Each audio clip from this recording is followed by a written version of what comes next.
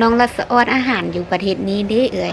ถ้วยหนึง4,000 23,000 25,000นี่แหละอยู่บ้านเฮานี่บ่มีแล้วราคานี่เนาะมื้อนี้พอดีไปหาอาหารอันเด้อก็เป็นตาเสียบสั่งมาประมาณ4-5อย่างนี่แหละ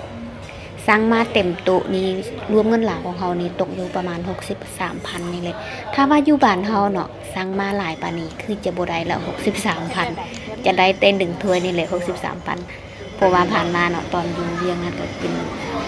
ข้าวเปียกนี่ก็ถ้วยหนึง50,000นี่แหละมากินอยู่หาดนี่ทุกครั้งยังคิดอยู่ในจือใดเอาอยู่บ้านเฮาคือบ่มีราคาถูกแบบนี้เนาะอยู่บ้านเฮาเนาะถ้าว่าราคาถูกแบบนี้คงจะดีอยู่ยังคิดอยู่ในจือใด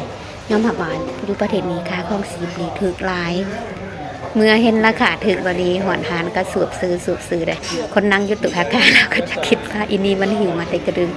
เพื่อดึงคือว่าสูบซื้อเบิดตั้ง2จานมื้อนี้ เขาเจ้าจะคิดอยู่ตัวน้อยๆเป็นเด็กคือว่ากินลายแท้อยู่นี่นะถ้าค่าของสีแพงคืออยู่พุ่นเนาะคือจะอยู่โบไดเทละ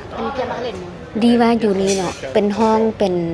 เครื่องสื่อของซอยต่างๆภายในห้องนี่เนาะเขาเจะหือฟรีขนาดว่าน้ำกินนี่เขาเจะก็ยังหือฟรีได้มาอยู่นี่ดีว่าอันนี้แหละถ้าว่าค่าของสีแพงแล้วเงินเดือนน้อยนี่อยู่โบไดเทละอยู่นี่ก็จะเป็นประมาณคืออยู่บ้านเฮานี่แหละคือเงินเดือนของเฟียสนี่เนาะ จะได้หลายกว่าอยู่ลาวของเขาน้อยนึงดีแต่ว่าเขาจะเอาห้องเขาอยู่ฟรีเครื่องช่วยต่างๆภายในห้องนี่เขาจะเอาหือ